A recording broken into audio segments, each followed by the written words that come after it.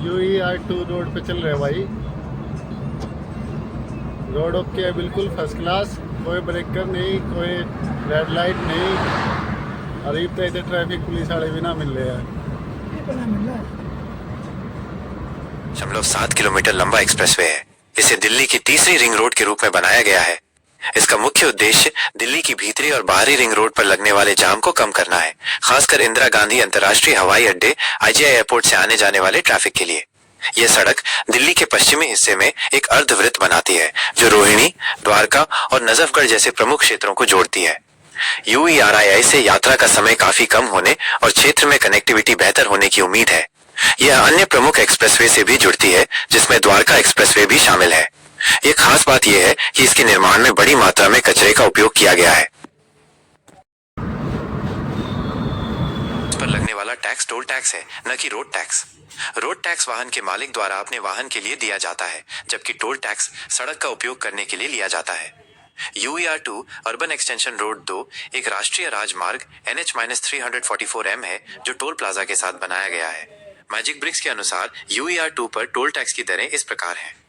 कारों जीपों के लिए 235 रुपए एक तरफा और 350 रुपए वापसी, मासिक पास 7,000 रुपए। हल्के वाणिज्यिक वाहनों के लिए 380 रुपए एक तरफा। भारी वाहनों के लिए 1,200 रुपए तक एक तरफा, एक्सल के अनुसार भिन्न। यह ध्यान रखना महत्वपूर्ण है कि टोल दरें सालाना बदल सकती हैं। स्थानीय निवासियों और किसानों को कुछ छूट या छूट मिल सकती है, हालांकि ये जानकारी आधिकारिक रूप से जारी होने पर ही सटीक होगी।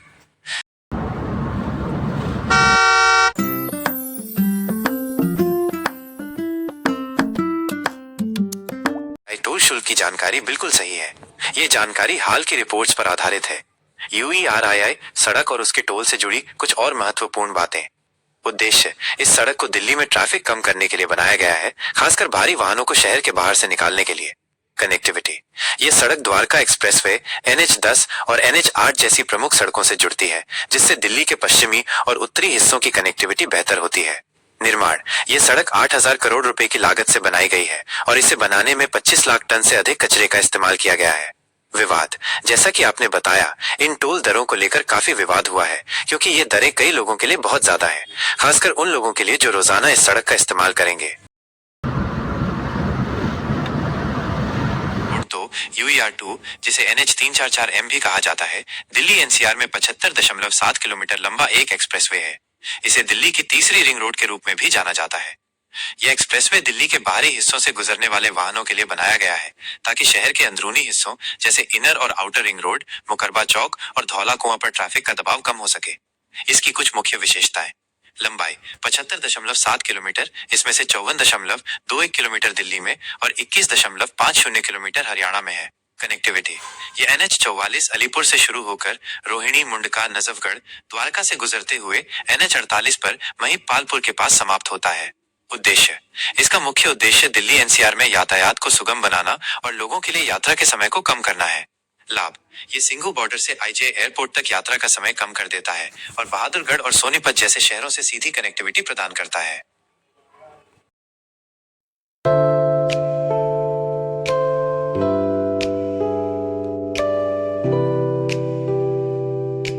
अर्बन एक्सप्रेस रोड 2 UERII पर कुल 27 फ्लाईओवर बनाए गए हैं।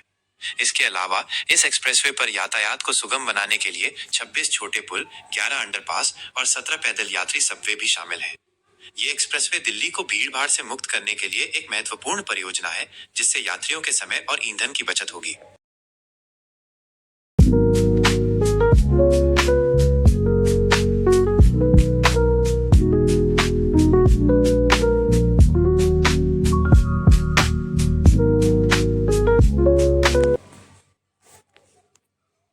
कुल लागत लगभग 5,580 करोड़ रुपए है।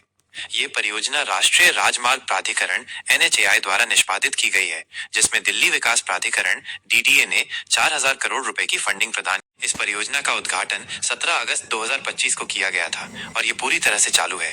इस परियोजना के निर्माण में लाखों टन प्लास्टिक कचरे का उपयोग किया गया है, जिसे गाजीपुर लैंडफिल से प्राप्त किया गया था, जिससे कचरे को कम करने में मदद मिली और बाहरी रिंग रोड पर यातायात के दबाव को कम करती है, खासकर पीरागढ़ी चौक, मुकरबा चौक और धौला कुआं जैसे व्यस्त जंक्शनों पर।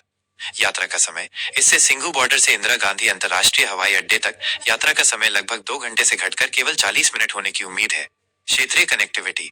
ये दिल्ली को बहादुरगढ़ और सोनीपत जैसे शहरों से सीधे जोड़ती है और एनसीआर में सामान की आवाजाही को भी तेज करेगी। कनेक्टिविटी। ये NH 44, NH 9 और द्वारका एक्सप्रेसवे जैसे प्रमुख राजमार्गों को जोड़ती है, जिससे यात्रा निर्बाध हो जाती है।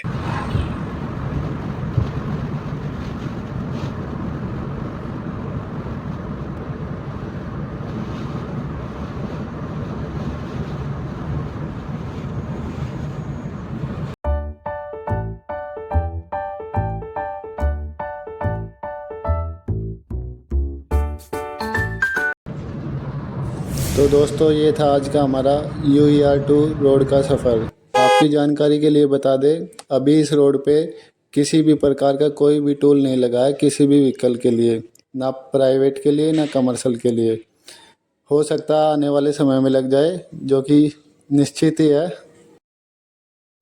बताया जा रहा है अभी तो लगभग 1 साल तक कोई टोल नहीं लगेगा, क्योंकि दिल्ली मुंबई एक्सप्रेसवे अभी चालू नहीं हुआ है।